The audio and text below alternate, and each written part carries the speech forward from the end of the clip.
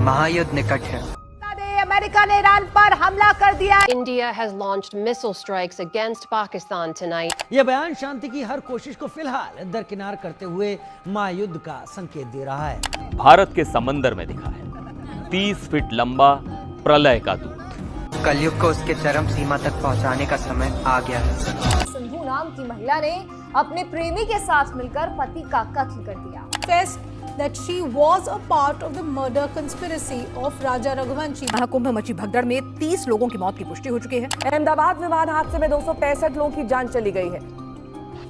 कलयुग अपनी चरम सीमा पर पहुंच चुका है। 3 मूलभूत जरूरत जो बताई जाती थी, रोटी कपड़ा मकान, ये पूरी तरीके से जहरीली हो चुकी है और ये तीनों हमें पोषित करने की बजाय उल्टा काम कर रही हैं, हमें नष्ट करने का पूरा काम कर रही हैं। तंत्र है, जो पूरा सिस्टम है, वो भी हमारे खिलाफ काम कर रहा है। कली राक्षस ने जो बेहतरीन चाल चली है, वो चाल भी मैं आपको जरा बता देता हूँ। मौत का तांडव जब वो देखेंगे तो उन्हें स्वीकार करना ही होगा कि हाँ, कलयुग अपनी चरम सीमा पर पहुंच चुका है। वो शास्त्र जो आपको मार्गदर्शन दिखा सकते थे, वो सारे बिल्कुल टोटली करप्ट हो चुके हैं। आज भी सैटेनिक कल्ट्स चलते हैं बैफोमेट के, जो कि बच्चों की बलि देते हैं, छोटे बच्चों को मार कर खाते हैं, इंसानी खून पीते हैं। ये सारे काम आज भी धड़ल्ले से चल रहे हैं। कलयुग अपनी चरम सीमा पर पहुंच चुका है। ऐसे कौन कौन से संकेत हैं जो वर्तमान में हमें दिखाई दे रहे हैं, जो यह सिद्ध करते हैं कि कलयुग अपनी चरम सीमा पर पहुंच चुका है? इसी विषय के ऊपर आज हम चर्चा करने जा रहे हैं।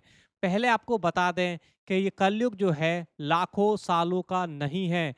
ये 4,32,000 का आंकड़ा जो प्रचारित किया जाता है कलयुग के आयु के रूप में, इन महान मूर्ख कथावाचकों और तथाकथित संतों के द्वारा ये बिल्कुल ही गलत है। इन सभी ने एक दूसरे की भेड़ चाल में आकर 4,32,000 का आंकड़ा भेड़ों की तरह बताना शुरू कर दिया। 4,32,000 वर्ष। कलयुग तो 4,32,000 का है। 4,32,000 वर्ष। 4,32,000 साल है। 4,32,000 वर्ष। 4,32,000 वर्ष की आयु है कलयुग की। 4,32,000 साल। जैसे ही कुछ कथावाचकों ने इस आंकड़े को बोलना चालू करा, जैसे ही ग्रंथ लिखने वालों ने इस आंकड़े पर मोहर लगाई, उसी तरीके से बाकी के कथावाचकों ने भी भेड़ चाल में आकर ये 4,32,000 का आंकड़ा भिन्न बनाना शुरू कर दिया। जबकि इस आंकड़े की हकीकत हम आपको ऑलरेडी इस वीडियो के अंदर बता चुके हैं, जिसमें हमने आपको महाभारत ग्रंथ से प्रमाण देकर बताया है कि कलयुग की आयु लाखों वर्ष में नहीं है। इसका लिंक आपको डिस्क्रिप्शन में मिल जाएगा, इसे भी जाकर आप देख सकते हैं। आइए अब चर्चा करते हैं कि क्या वो संकेत हैं जो ये सिद्ध करते हैं कि कलयुग अपनी चरम सीमा पर पहुंच चुका है, और कलयुग कब समाप्त होगा इसके बारे में भी हम आपको बताने वाले हैं। रोटी कपड़ा और मकान।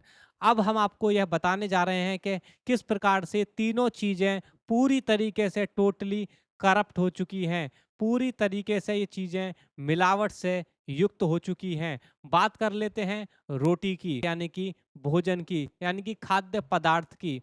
तो इन खाद्य पदार्थ के अंदर एक तो आता है अनाज, दूसरा आता है फल सब्जियां आदि, और उसके अलावा आता है पैकेज्ड आइटम्स और अलग अलग प्रकार का खाद्य सामग्री। जैसा कि आप जानते हैं कि वर्तमान में ये जितने भी तथाकथित अन्नदाता हैं, कहने को ये अन्नदाता हैं जिन्हें हम लोग किसान भी बोलते हैं, लेकिन यही किसान जो अन्नदाता कहा जाता है, यही अन्नदाता आज अन्न में खुद अपने हाथों से जहर मिला रहा है। अब आप समझिए कि जिसको अन्नदाता बोला जाता है, जब वही अपने हाथों से जाकर पेस्टिसाइड्स, केमिकल्स वगैरह जहर दवाइयों के रूप में जहर खुद से फसलों में डाल रहा है, तो आप समझिए कि इससे ज़्यादा कलयुग और क्या आएगा। पूरा हमारा जो बीज है वो नष्ट हो चुका है। हमारे पास अपना कोई भी देसी बीज नहीं बचा है। सारा जीएमओ जेनेटिकली मॉडिफाइड बीज जो कि दुकान से खरीदकर इन्हें लाने पड़ते हैं, और उसके बाद इनको उगाने के लिए उसमें जहर डालना पड़ता है, पेस्टिसाइड्स डालना पड़ता है, जिससे दुनिया भर की गंभीर बीमारियां होती हैं। तो रोटी की तो ये हालत है, आप समझ सकते हैं कि रोटी पूरी तरीके से जहरीली हो चुकी है, जिसे आप स्लो पॉइजन भी बोल सकते हैं। और इसीलिए तमाम प्रकार की गंभीर बीमारियां और मनुष्य की आयु बेहद कम भी हो चुकी है, और जो आयु उसकी है भी उसमें भी वो पूरी तरीके से अस्वस्थ ही रहता है। तो इससे आप समझ सकते हैं जो पहली चीज़ थी रोटी, वो पूरी तरीके से जहरीली हो चुकी है। उसके बाद जो पैकेज्ड फूड आइटम इन्हीं से बनाया जाता है, इन्हीं जहरीले अनाज का प्रयोग करके जो पैकेज्ड फूड आइटम बनाया जाता है उसमें प्रिजर्वेटिव्स और ज़्यादा केमिकल्स वगैरह डाल के और ज़्यादा उसमें इस टाइप के केमिकल्स वगैरह डालते हैं, प्रिजर्वेटिव्स डालते हैं, जो कि अगेन बीमारियों को जन्म देते हैं, गंभीर बीमारियों के कारक होते हैं। तो इससे समझ में आता है कि रोटी वाली जो चीज़ है हमारी पूरी तरीके से जहरीली हो चुकी है। अब बात करते हैं कपड़ा। तो आपको मैं बता दूं कि जो कपड़ा है वो या तो कॉटन का प्रयोग किया जाता है, या फिर सिंथेटिक कपड़ा प्रयोग किया जाता है, या फिर सिल्क प्रयोग किया जाता है। सिल्क के अंदर जीव हत्या भीषण रूप से होती है, और जीव हत्या किस प्रकार से सनातन धर्म में एक महान घोर पाप है, किस प्रकार से जीव हत्या निषेध है, आप जानते ही हैं।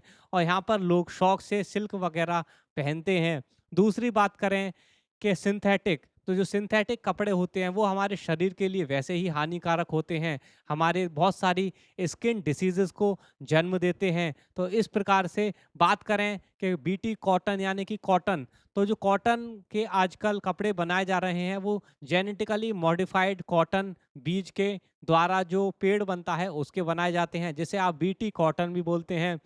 ये कॉटन चूंकि जेनेटिकली मॉडिफाइड जो प्लांट है उससे जो कॉटन बनता है, उससे जो ये कपड़े बनते हैं ये पूरी तरीके से हमारे शरीर के साथ कंफर्टेबल नहीं होते हैं, क्योंकि ये जेनेटिकली मॉडिफाइड बीज होता है जो लैब में तैयार किया जाता है, और ये हमारे शरीर के साथ अच्छी तरीके से कंफर्टेबल नहीं होता है और तमाम प्रकार के स्किन डिसीजेस को, अनकंफर्ट को जन्म देता है। तो इस तरीके से हमने आपको बताया कि हमारा जो शुद्ध कपड़ा था वो भी पूरी तरीके से नष्ट हो चुका है, और उसके एवज में जो जहरीला कपड़ा है वो सब लोगों के द्वारा प्रयोग में किया जाता है।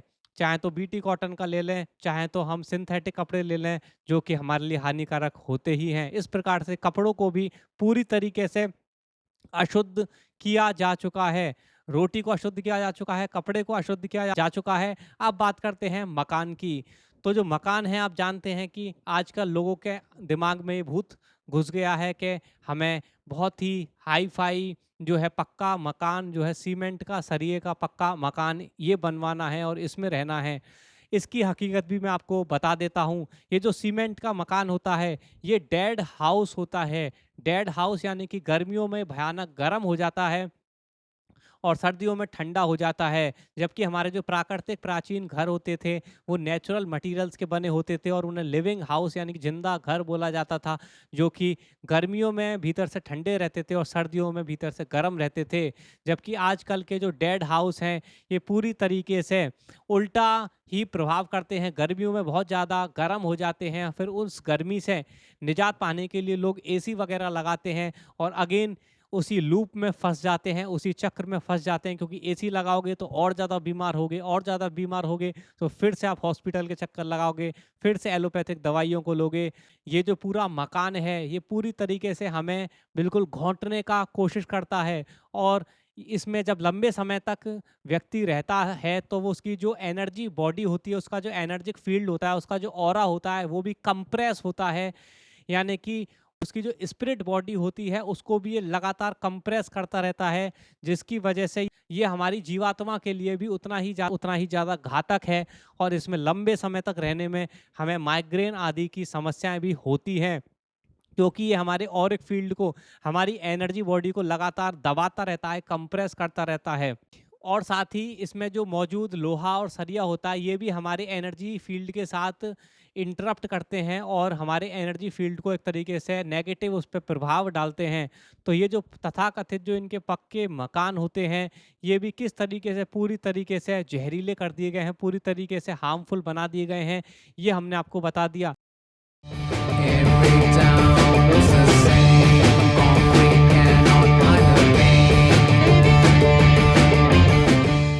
तो रोटी, कपड़ा, मकान, ये तीनों ही चीज़ें पूरी तरीके से प्रदूषित हो चुकी हैं, पूरी तरीके से जहरीली हो चुकी हैं, और ये तीनों की तीनों चीज़ें हमें पोषित करने की बजाय हमारे ही खिलाफ काम करना चालू कर दिया है इन्होंने, क्योंकि जहरीला भोजन हम खाएंगे तो जाहिर सी बात है हमारा स्वास्थ्य का नुकसान होगा, हमारे लिए हानिकारक होगा। इस प्रकार का सिंथेटिक कपड़ा या बीटी कॉटन, जो कि जेनेटिकली मॉडिफाइड कॉटन का जो बीज है, इस प्रकार के हम कपड़े पहनेंगे तो हमारे लिए कंफर्टेबल नहीं होगा। और वहीं पर अगर हम पक्के मकान, इस प्रकार के सीमेंट वाले पक्के मकानों में रहेंगे तो वो हमारे लगातार एनर्जी फील्ड को, हमारा जो ऊर्जा का शरीर है, हमारी जो जीवात्मा है, उसको लगातार भींचने का प्रयास करेंगे, कंप्रेस करने का प्रयास करेंगे। और इसलिए वो हमारे आध्यात्मिक जीवन के लिए तो हानिकारक है ही, साथ ही हमारे स्वास्थ्य के लिए भी हानिकारक है, क्योंकि इस प्रकार के पक्के मकानों में रहने में माइग्रेन आदि की समस्याएं भी होती हैं। और फिर लोग ये बोलते हैं कि अरे मुझे माइग्रेन क्यों हो रहा है, समझ में नहीं आ रहा, और इसका कारण भी उसे नहीं मिलता है। यहाँ तक कि जो तथाकथित डॉक्टर है वो भी नहीं बताता है कि जो पक्का मकान है इसकी वजह से तुझे माइग्रेन हो रहा है, उसको भी ये खुद ये मालूम नहीं रहता है, और वो दुनिया भर की गोलियां वगैरह चालू करता है, लेकिन उससे भी उसका माइग्रेन ठीक नहीं होता है, क्योंकि माइग्रेन की जो असली वजह है वो ये पक्का मकान है, जो इंसान को भींचने का, उसके ऊर्जा फील्ड को भींचने का प्रयास करता है, कंप्रेस करने का प्रयास करता है। इस तरीके से हमने आपको बताया कि तीनों चीज़ें पूरी तरीके से डिस्ट्रॉय हो चुकी हैं, पूरी तरीके से करप्ट हो चुकी हैं। यानी कि जो तीन मूलभूत ज़रूरत जो बताई जाती थी, रोटी कपड़ा मकान, ये पूरी तरीके से जहरीली हो चुकी है, और ये तीनों हमें पोषित करने की बजाय उल्टा काम कर रही हैं, हमें नष्ट करने का पूरा काम कर रही हैं। हम आते हैं अब रिश्तों के ऊपर। तो रिश्तों के ऊपर आप जानते ही हैं किस प्रकार से जो तथाकथित ये जो समाज ने रिश्ते बनाए हैं, इनका किस प्रकार का हाल है। आए दिन आप अखबार में न्यूज़ देखते ही हैं, पत्नियां जाती हैं और अपने पति को मारकर आ जाती हैं, इस प्रकार की लगातार न्यूज़ बढ़ रही। ये पूरा जो सिस्टम है, ये पूरा तरीके से किस प्रकार से करप्ट है। जो सरकार का सिस्टम है ये भी हम अच्छी तरीके से जानते हैं, चाहे जुडिशरी सिस्टम हो जहाँ न्याय नहीं मिलता, चाहे पुलिस का सिस्टम हो जहाँ पर लोगों को मारा पीटा जाता है, आवाज़ उठाने पर उन पर डंडे बरसाए जाते हैं और उनसे पैसे वसूले जाते हैं, चाहे कोई बिजली विभाग हो, चाहे जल विभाग हो जहाँ फ्लोराइड का पानी मिलाकर लोगों के नलकों तक पहुंचाया जाता है, चाहे अनाज हो जो कि वही जहरीला अनाज लोगों को बांटा जाता है। कि किस प्रकार से जो पूरा हमारा तंत्र है, जो पूरा सिस्टम है, वो भी हमारे खिलाफ काम कर रहा है। रोटी कपड़ा मकान हमारे खिलाफ काम कर रहे हैं, पूरा सिस्टम, पूरा जो तंत्र है ये हमारे खिलाफ काम कर रहा है। रिश्ते जो हैं ये भी सारे खिलाफ काम कर रहे हैं। इससे ज़्यादा कलयुग और क्या होगा। और लगातार एक के बाद जो प्राकृतिक आपदाओं का कहर लगातार बरस रहा है, और उसी के साथ जो अन्य प्रकार के हादसे भी लगातार हो रहे हैं, ये भी सब इसी तरफ संकेत करते हैं कि कलयुग अपनी चरम सीमा पर आ चुका है।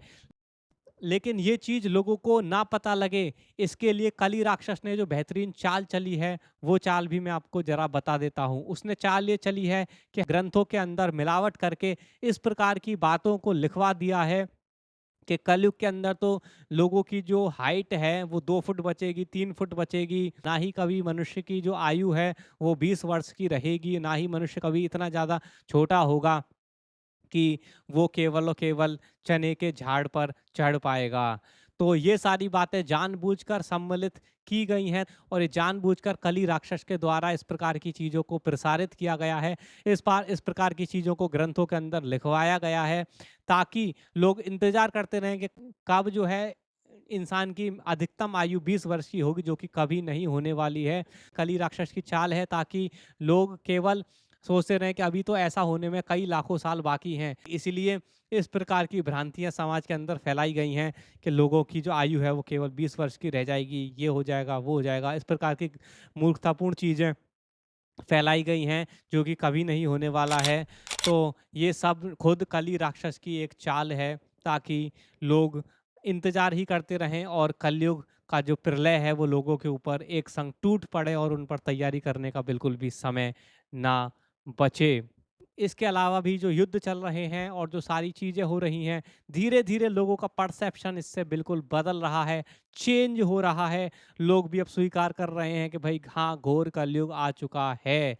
क्योंकि अभी से जहाँ कुछ वर्ष पहले तक इन मूर्ख कथावाचकों की बातों पर लोग बिल्कुल विश्वास कर लेते थे कि हाँ, ये कथावाचक बोल रहे होंगे तो कहीं ना कहीं सच ही बोल रहे होंगे, अभी तो लाखों सालों का कलयुग बचा होगा।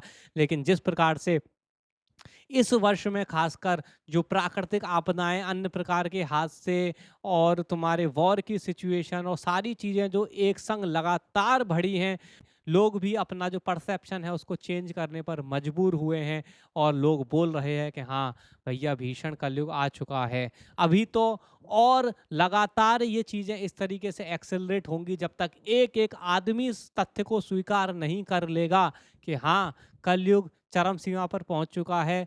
ये सारी चीज़ें लगातार बढ़ती रहेंगी जब तक एक एक आदमी चीज़ को स्वीकार नहीं कर लेगा। स्वीकार करना ही होगा। इतनी अधिक प्राकृतिक आपदाओं का कहर बरसने वाला है, इतनी अधिक हादसे बढ़ने वाले हैं।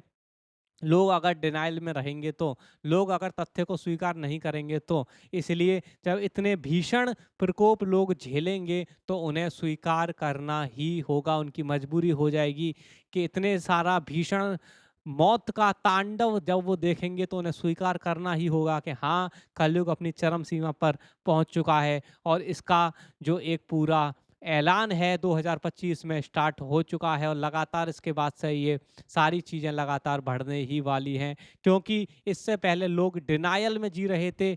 लोग जो है सत्य को देखना नहीं चाह रहे थे, झूठ में जीना चाहते थे, वो नहीं देखना चाहते थे सत्य को कि हाँ कलयुग का चरम सीमा पहुंच चुकी है, लोग कितने भीषण दुख में हैं, सारी चीज़ें बिल्कुल भरोसा हर चीज़ से उठ चुका है।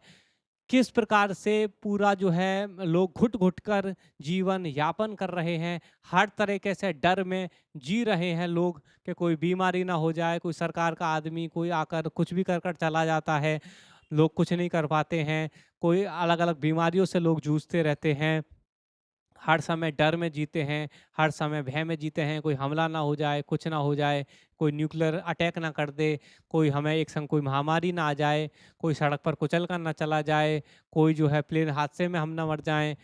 इसी के साथ हमने आपको बताया था कि किस प्रकार से जो हमारे शास्त्र हैं वो भी पूरी तरीके से करप्ट हो चुके हैं, यानी कि वो शास्त्र जो आपको मार्गदर्शन दिखा सकते थे वो सारे बिल्कुल टोटली करप्ट हो चुके हैं। और बात रही कि लोग इंसान को मारकर खाएगा, तो वो तो आज भी हो रहा है, बस ये है कि खुले आम नहीं हो रहा है। आज भी सैटेनिक कल्ट्स चलते हैं, बैफोमेट के बहुत सारे कल्ट्स चलते हैं, सैटेनिक रिलीजन्स चलते हैं जो कि बच्चों की बलि देते हैं, छोटे बच्चों को मार कर खाते हैं, इंसानी खून पीते हैं। ये सारे काम आज भी धड़ल्ले से चल रहे हैं। जो विश्व के शासक हैं उन्होंने अलग अलग टापू खरीद रखे हैं, अलग अलग द्वीप खरीद रखे हैं जहां आम इंसान नहीं जा सकता है, और वहां पर खुलेआम वो लोग बच्चों की बलि देते हैं और सारे दुष्कर्म करते हैं।